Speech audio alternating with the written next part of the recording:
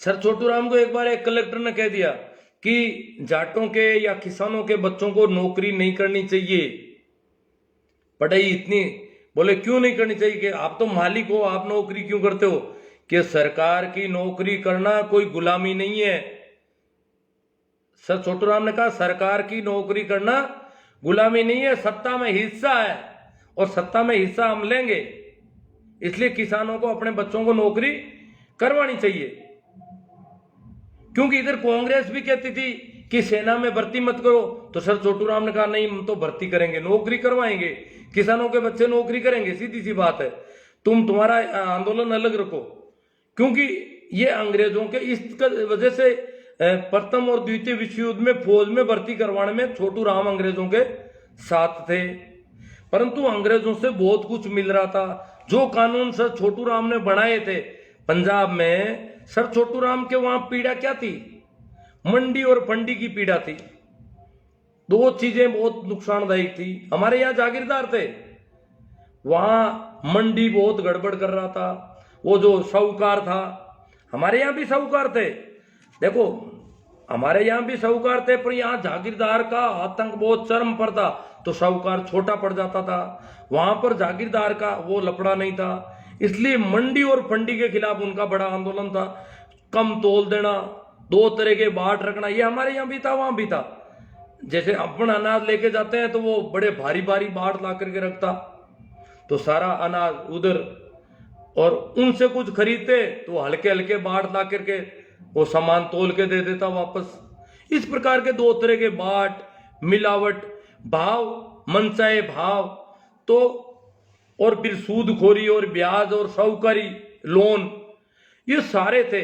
तो सर छोटू राम ने सबसे पहले जब वो राजस्व मंत्री बने, तो उन्होंने सबसे पहला 1938 में साहूकारी पंजीकरण एक्ट बनाया कि साहूकार का रजिस्ट्रेशन होना जरूरी है, नहीं तो वो साहूकारी का लेन देन करेगा तो वो अवैध माना जाएगा, कानूनन गलत होगा।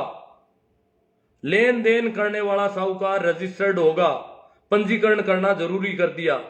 दूसरा सर छोटू राम का था श्रमिक अधिनियम, मजदूर जो है उसके लिए कानून बनाया कि मजदूर जो गरीब आदमी है, मजदूरी करता है, मेहनत करता है, उसको एक सप्ताह में 61 घंटे से ज्यादा काम नहीं दिया जाना चाहिए। एक दिन में 11 घंटे अधिकतम, और पूरे सप्ताह में 61 घंटे से ज्यादा काम शोषण की श्रेणी में होगा।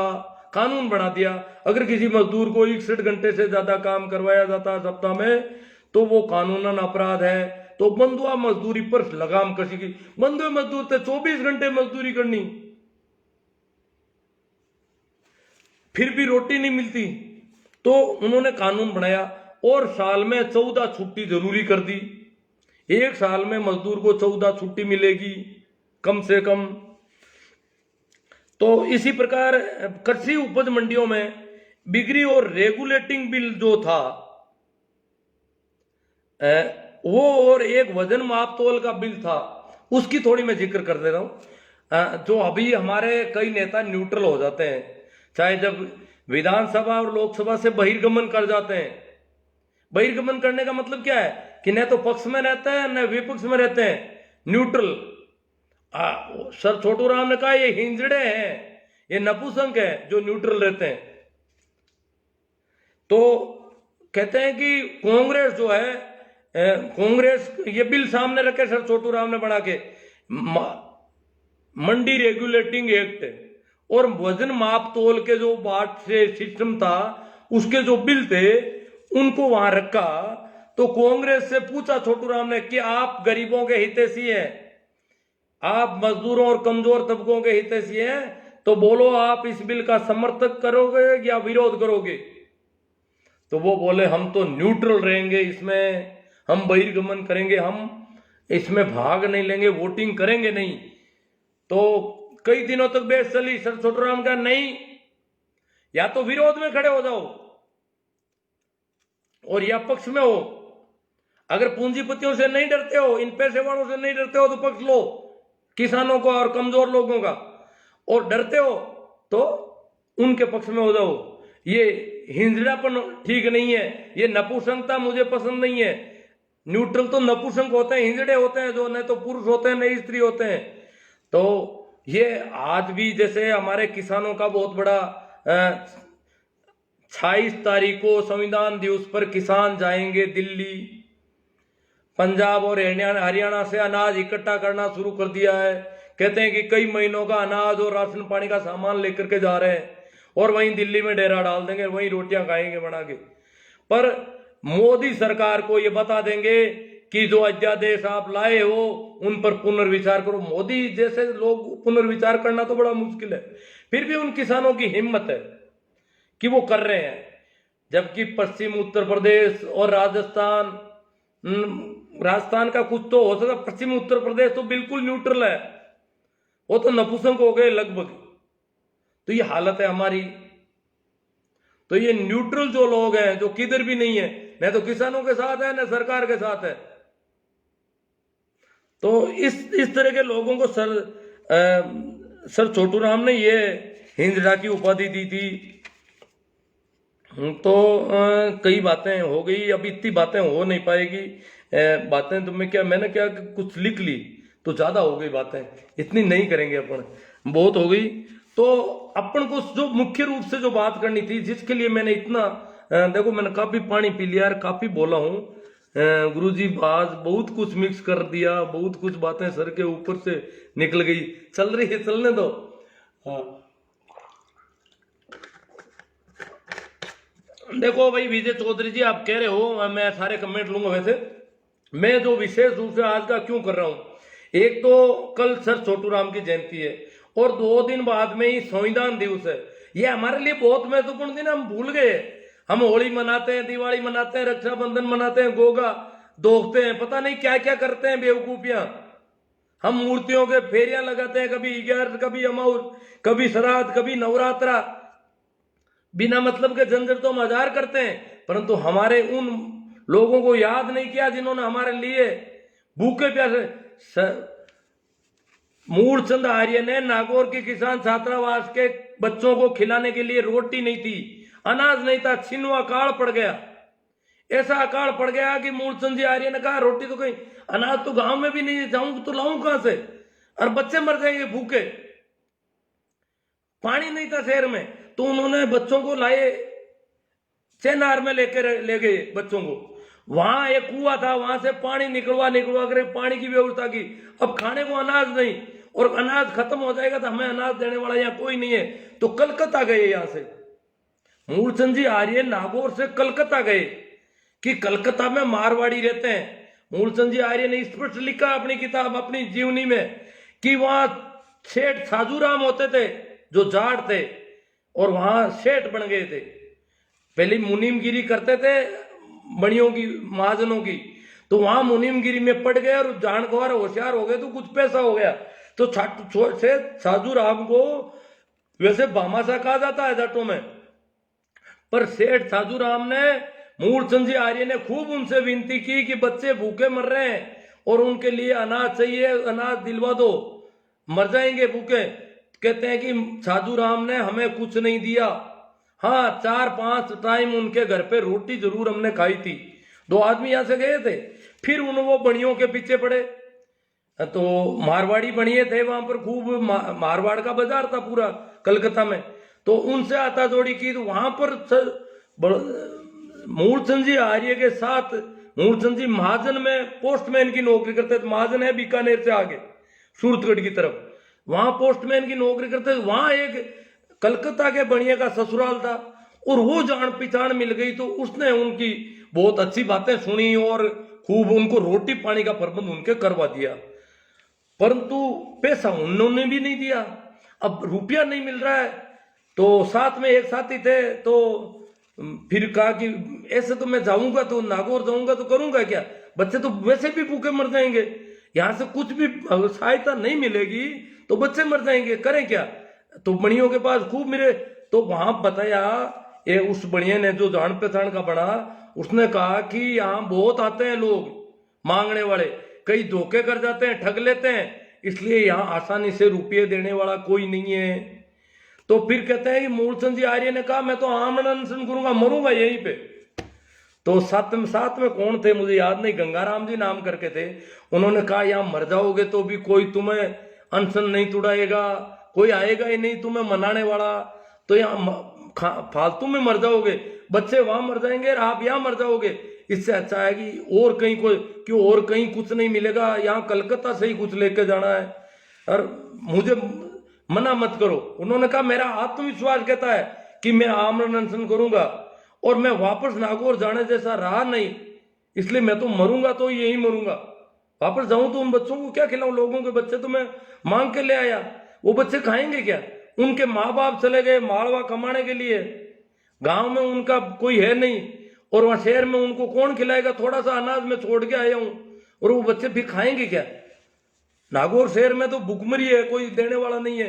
तो कहते हैं उन्होंने आमरण अनशन कर दिया वहां पर और गंगाराम जी को कह दिया मेरा आत्मविश्वास मत तोड़ो, मैं तो मरूंगा तो यही मरूंगा, जिंदा मैं नहीं जाऊंगा नागौर बिना अनाज के बिना सहायता के।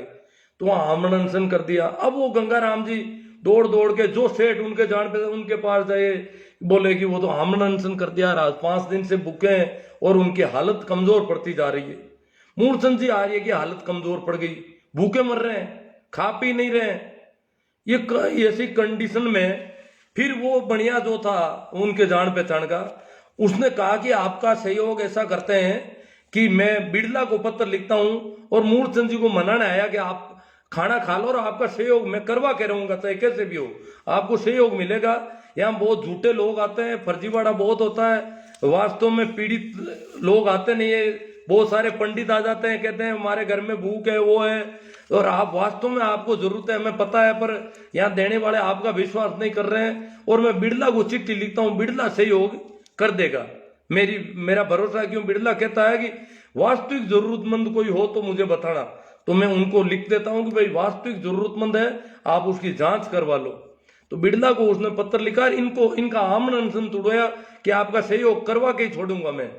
तो उस बनिए ने, उस सेठ ने बिड़ला को पत्र लिखा कि ये वास्तव में जरूरत है, किसानों के गरीबों के बच्चे भूखे मर रहे हैं और बच्चे मर जाएंगे इतने मारवाड़ के नागौर शहर में। तो वहां से बिड़ला ने अपने आदमियों को भेजा नागौर में पता करने के लिए कि वास्तविक स्थिति क्या है। पता किया और फिर बिड़ला ने सहयोग दिया, अनाज का भी दिया और पैसों का भी दिया। तो बिड़ला के सहयोग से वो किसान छात्रावास के बच्चे जिंदा रहे थे उस समय, ये मूलचंद जी आर्य ने बताया है। तो इस प्रकार हमें उन लोग, अब जैसे मूलचंद जी आर्य यहां पर भी मूलचंद जी कहते हैं एक गांव में गया था, देखो चिढ़ना मत, कोई चंदा करने गांव में जाते थे तो रोटी कोई कहता नहीं था तो खुद भूखे मरते थे। तो एक आदमी साथ में था, ढिंगसरी गांव है। अब ढिंगसरी कौन सा है? एक तो जाइल में भी है और एक लाडनू में भी है। ढिंगसरी का उल्लेख किया उन्होंने, कहा ढिंगसरी में 3 दिन तक भूखे मरा। उस गांव में किसी ने रोटी का नहीं कहा और मांगी उन्होंने भी नहीं, पैसे दिए लोगों ने, वो पैसे मां चंदा करने जाते थे, लोग सोचते थे कहीं खाली होगी, तो साथ में एक आदमी को लेके गए तो उसको दूसरे दिन ही वो भूख से हालत खराब हो गई थी, तो उसको गांव भेज दिया किराया दे करके कि तू गांव चला जा, नागौर चला जा वापस, क्यों तू भूखा मरेगा, तू लोगों को कहेगा कि ये भूखे हैं तो फिर लोगों को दुख होगा फालतू में। तो 3 दिन बाद में रोटी मिली उनको। तो ये कई जिन लोगों ने हमारे लिए इतना कुछ किया, सर छोटू राम, बलदेव राम, मूलचंद जी, रामदान जी, हीरा सिंह जी, धारा सिंह जी, इतने लोग हुए, इन्होंने इतना किया, हम उनके जन्मदिन को याद नहीं कर सकते उनको, हम हमारे बच्चों को बता नहीं सकते कि ये हमारे ऐसे लोग हुए हैं जिनकी वजह से आज हम फूटेड बूटेड होके घूम रहे हैं। हम नहीं पढ़ पाते किसी भी हालत में। अगर उन्होंने हमें खेती किसने दिलवाई? जमीन कहां थी हमारे पास? हमारे ऊपर जूते पड़ते थे चारों ओर से। हमारी हालत क्या थी? 4-5 चुनावों तक तो वोट देने में, गांव की स्कूल में वोट देने में जाने में डरते थे कि वहां कोई राजपूत बेटा होगा, डर के मारे वोट देने नहीं जाते थे। ये हालत थी किसानों की। अब तो इस कंडीशन में, इस कंडीशन से जो ऊपर इतनी उनकी मेहनत के बावजूद ये हालत थी, तो उन्होंने कहा कि तो मैं कहना चाहता हूं कि बहुत मना लिया, गोगा नोमियार, केसरिया कंवर जी, पता नहीं कितने कितने मनाते होंगे। कभी कहते हो नवरात्रा आ गया, कभी कहते हो रामनवमी, हनुमान जयंती। अरे छोटू राम की जयंती का दिन अपने घर में अपने बच्चों को उनके बारे में बताओ बैठ करके। 10 मिनट 15 मिनट अपने घर परिवार के लोगों को उनके बारे में सारा सब कुछ बताओगे उन लोगों की वजह से। और ये 24 नवंबर छोटू राम की जयंती है, ये हर बच्चे को याद होनी चाहिए कि छोटू राम ने हमारे लिए क्या किया। ये बातें बताने की है, ये दिन मनाने के हैं। तो कल मेरा अपने आपसे निवेदन है कि कल हम ऐसा मनाएं। छोटू राम ने कहा दुश्मन को, हम दुश्मनों के त्योहार मनाते हैं, हमें शर्म नहीं आती। हम हेडगेवार को याद कर रहे हैं, श्यामा प्रसाद मुखर्जी, सावरकर, पता नहीं क्या क्या सीख गए, जो हमें मनुष्य नहीं मानते, अभी भी हमें जानवरों की तरह मानते हैं, लठेत बना के फेरते हैं। तो छोटू राम ने कहा हे बोले किसान, किसानों के लिए जो वचन याद रखने का है, ए बोले किसान मेरी 2 बात ले तू मान, मेरी 2 बात तू मान ले। वो 2 बात आज तक हमने नहीं मानी। ए बोले किसान मेरी 2 बात ले तू मान, एक बोलना ले सीख, एक तो तुम बोलना सीख, दूसरा दुश्मन को ले पहचान, तेरा दुश्मन कौन है। हम दुश्मनों के साथ हो जाते हैं। ये जो मंडी फंडी, देखो मंडी फंडी या राजस्थान में भी गड़बड़ कर रहे थे, परंतु यहां पर तो शोषण सबसे ज्यादा जागीरदारों का था। बाकी यहां भी तोल माप सारा, खोपरा लेता तो खोपा पर लिख देते, और हम 2 अनपढ़ थे, गिनती भी नहीं जानते थे, क्या बताएं। जितना अनाज साहूकार लेना चाहता ले लेता। यहाँ इसलिए राजस्थान में सबसे पहले साहूकारी विपणन बोर्ड की व्यवस्था की, सहकारी विपणन बोर्ड की व्यवस्था की गई। विपणन बोर्ड बनाया गया मंडियों का, और साहूकारों से निजात दिलाने के लिए, साहूकारी लोन से निजात दिलाने के लिए सहकारिता की स्थापना की। और बहुत लंबे समय तक हमारे यहाँ मारवाड़ के किसान नेता थे परशुराम मदेरणा, सहकारिता से जुड़े थे। उन्होंने सहकारिता को काफी पनपाने की कोशिश की थी, परंतु सहकारिता भी ठीक ढंग से पनपी नहीं हमारे यहाँ पर। हाँ, साहूकारों से निजात काफी हद तक हमें मिली। तो अब मैं आपके ये कमेंट दूंगा, तो कल आप में से कितने लोग अपने परिवार के बच्चों को, घर परिवार के लोगों को, रिश्तेदारों को और को फोन करोगे तो सर छोटू राम जी के बारे में बात याद दिलाओगे और ऐसा कुछ करोगे, इसी प्रकार पोस्टें भी करोगे और फेसबुक व्हाट्सएप भर जाने चाहिए सर छोटू राम की जयंती के नाम से, ऐसी मैं अपेक्षा करता हूं। क्योंकि हम और दुश्मन को पहचानने की कुव्वत हमारे अंदर आ जाए, ये तब हम सफल होंगे। मैं कुछ कमेंट लेता हूं। सभी को एक बार प्रणाम, राम राम, नमस्कार।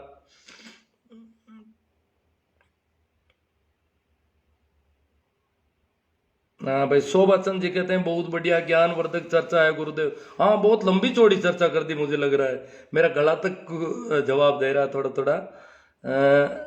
और कुछ जोर से भी तेज बोलता हूँ, शायद समझ में आपके तो सुनते थे, आप मुझे वापस सुनता हूँ तो नहीं सुनाई देती ठीक से। पता नहीं, मुझे ध्यान नहीं रहता है, भाव गड़बड़ हो जाता है बोलने का। जय सिंह जी बुढ़ानिया, किसानों के मसीहा सर छोटू राम जी को कोटि कोटि नमन। मेरा राम सर छोटू राम, गणपत लाल जी जाट। 2 नदियों के बीच का उपजाऊ दोआब प्रदेश, हाँ दोआब प्रदेश, और पंजाब 5 नदियों की जमीन है। शोभाचंद जी, पाखंडवादियों ने सर छोटू राम के बारे में ज्यादा कुछ ज्ञान भारतीय समाज को दिए ही नहीं है। हाँ, वो तो नहीं देंगे जी। यूनिनिस्ट सुमेर जी डुकिया कहते हैं सर आप चौधरी छोटू राम जी के बारे में बता रहे हो, आपका बहुत बहुत धन्यवाद। ये यूनिनिस्ट मिशन है। सर छोटू राम जी यूनिनिस्ट पार्टी के मेंबर थे, उसी की सरकार में थे राजस्व मंत्री। मही राम जी सारण बोझा सर आप तो बहुत ज्ञान की बात बता रहे हो, और सारण साहब को बहुत अच्छी लगी। ये भोजा सर जोधपुर में है उधर। मही राम जी सारण भोजा सर, हाँ ठीक है। और कौन आ रहे हैं? मही राम जी सर ऐसे ऐसे ज्ञान की बातें आपको रोज बतानी चाहिए। अजी मैं तो रोज कर रहा हूँ, मेरे यूट्यूब चैनल आप देखोगे तो खूब मिल जाएगा बहुत सारा। ये सारी बातें मैंने पहले भी कर चुका हूँ यूट्यूब पे, आप देखते नहीं हो कोई। देखो अपने बच्चों को थोड़ा सुनाओ, थोड़ी कुछ चीजें होनी चाहिए। अब हमें जागृति बहुत जरूरी है, बहुत परेशानी है। हमारे नेता बिक रहे हैं, ये राज्यसभा के चुनाव होते हैं पूंजीपतियों की गोद में बैठ जाते हैं जाकर के, करोड़ों रुपए में बिक जाते हैं। ये तो पहले ही बिक जाते हैं, चुनावों से पहले ही खूब बिक जाते हैं और बाद में बिकते ही रहते हैं रोज। हाँ नंबर सुनील जी बिश्नोई मिल जाएंगे आपको मेरे। गोवर्धन राम जी पूनिया, बिल्कुल सही बात है साहब। जय श्री राम वाला आएगा विजय कटोई। गौतम जी गोदारा कह रहे हैं आप सही कह रहे हो। सार्थ रखने वाले रहने वाले ब्राह्मण ही थे, जानी जी चैनानी से रखने वाले, हाँ लिखने वाले। जोरदार सर जी। चलो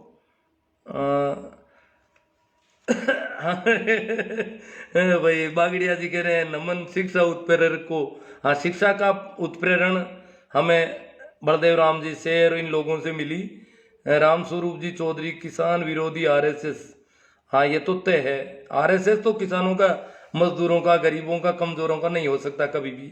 ये तो हमें सिर्फ यूज की वस्तु मानता है। उपयोगी जानवर होते हैं दो तरह के, एक तो मालवाहक पीठ पर ढोने के लिए, दूसरे होते हैं दूध दूहने के लिए। तो हमें तो उपयोगी जानवरों की तरह मानता है ये। अंधविश्वास और पाखंड में पैसा बर्बाद करने से बेहतर है नेमी जी सोमवाल कि बच्चों की छात्रावास और कोचिंग सेंटर वगैरह सुविधाएं उपलब्ध कराने के लिए पैसे खर्च कर सकते हैं, तो आने वाली पीढ़ियों को अच्छी शिक्षा मिल सकती है और आकर्षित किया जा सकता है और मानव जीवन को सुधार कर सकते हैं। जेठाराम जी, आरएसएस कट्टरता के जहर से ब्रेन वॉश करता है, कूप मंडूक बना देता है और मशीन बनाता है आदमी को। हाँ यही है। विजय चौधरी, गुरुजी आज बहुत कुछ मिक्स कर दिया, बहुत कुछ बातें सर के ऊपर से निकल गई। कोई बात नहीं, आप मिक्स मैं कर देता हूँ, ऐसी आदत है। पर आप पूरा इत्मीनान से अगर सुनोगे, इसको शेयर करोगे तो आपको और कई बातें मिलेगी। इसमें मैंने काफी बातें की आज। भाई इंदौरिया जी, कमल जी कह रहे हैं आरएसएस की वजह से भारत चल रहा है, नहीं तो मिनी पाकिस्तान बन जाता। ये देखो आरएसएस की वजह से भारत पाकिस्तान बन जाता। तो पाकिस्तान तो हमारा ही है ना, ये किसानों का ही पाकिस्तान है। पाकिस्तान वाले हमें परेशानी दूसरी है। रामसूप जी चौधरी, किसान कौम का कोहिनूर सर छोटू राम जी। कोहिनूर थे, बहुत पढ़े लिखे थे उस जमाने में, किसानों में पढ़ने लिखे। या मारवाड़ में तो 8वीं पास भी बड़ा मुश्किल, तो वो एलएलबी थे। बलदेव राम जी से पहले, बलदेव राम जी तो एक जागीरदार घराने थे, फिर भी इतने पढ़े लिखे नहीं थे। पढ़े लिखे, यहाँ पढ़ा लिखा था कौन? और उस समय वो एलएलबी थे, उनसे भी पहले। महिपाल जाट, ताऊ जी आपने तो सारी बातें खरी खरी बोल दे मनवादी पाखंडी होकर किसान का मेरा कौम को इनकलाब आंधी सर, यह आदत पर चलते हुए शहीद आजम भगत सिंह की भूमिका निभानी होगी। अब निभाओ भाई, जिनको निभानी है। देखो भाई नमो बुद्धाय सर जी, आपको बहुत आभार। आप SC ST OBC को जगाते रहे हो, हमारे समाज का सोया हुआ है, आप लगे रहे हो, हम आपके साथ हैं। गुरु जी प्रणाम, नमन बार बार आपको। नमस्कार।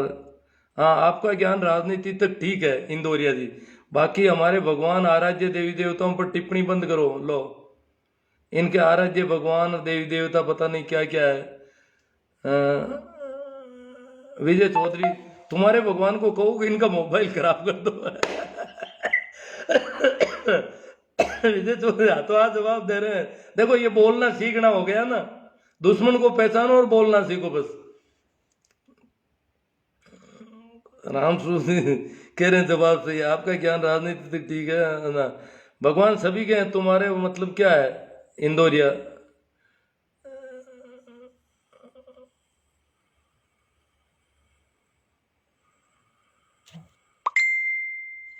अरे अंध भक्तों, आप शुद्र हो, उस समय भगवान ने क्या दिया सालों। चलो बिल्कुल सही sir, I respect to you. गासल साहब जयपुर से। ओ हनुमान जी है? नहीं वो हनुमान जी ये दूसरे हैं, हनु गासल।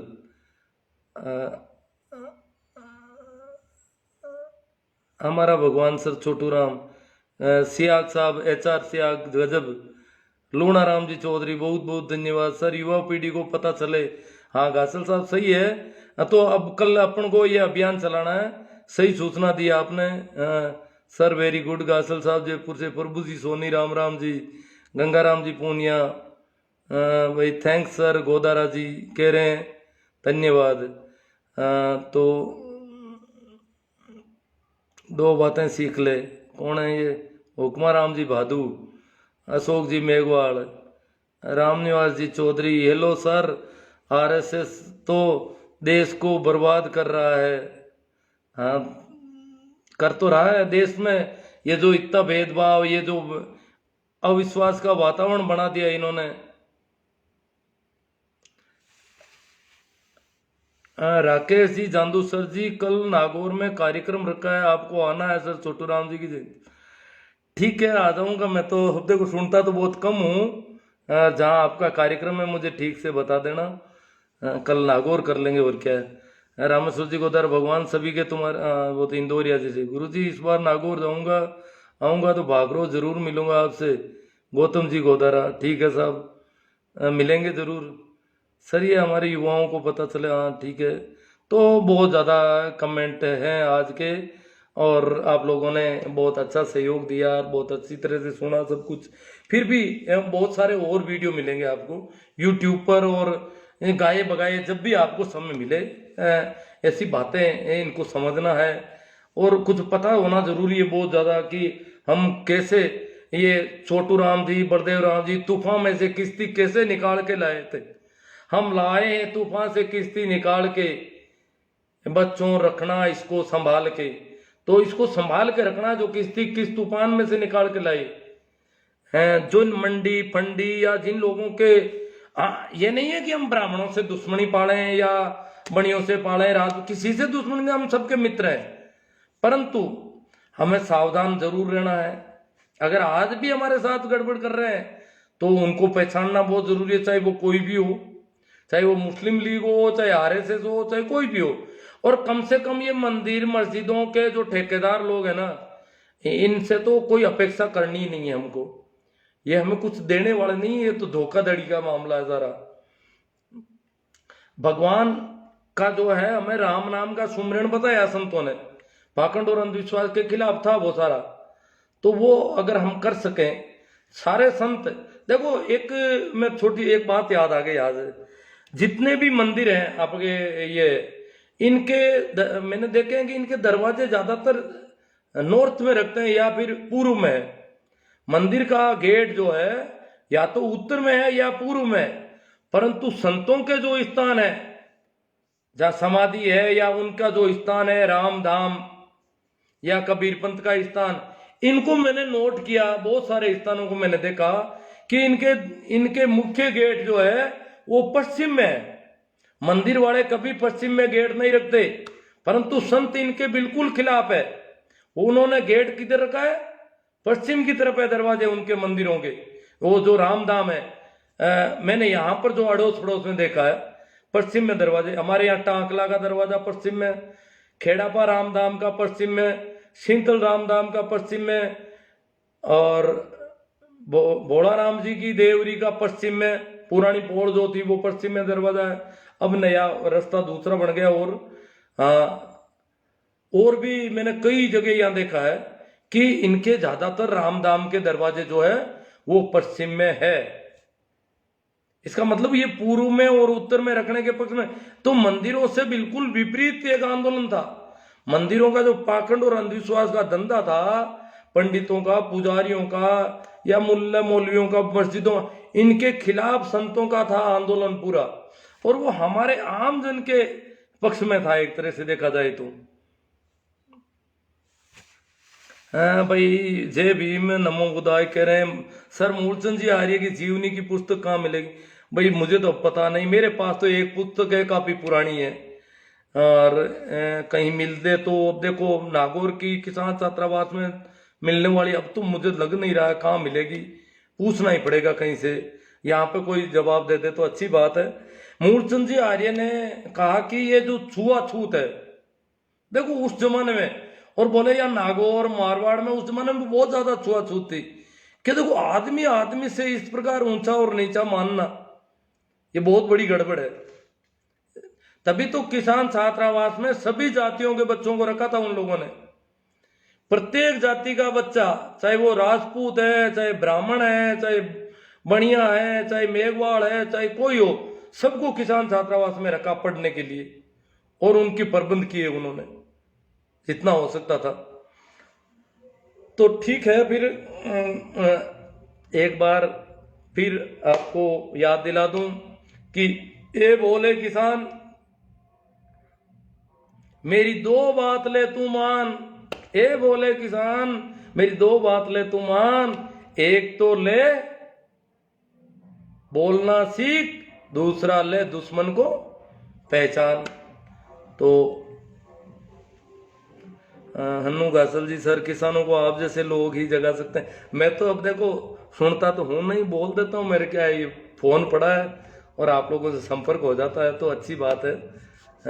ठीक है, कल या परसों संविधान दिवस की पूर्व संध्या पर भी अपन कुछ चर्चा, अच्छी चर्चा करने के प्रयास करेंगे। धन्यवाद, प्रणाम, राम राम, नमस्कार।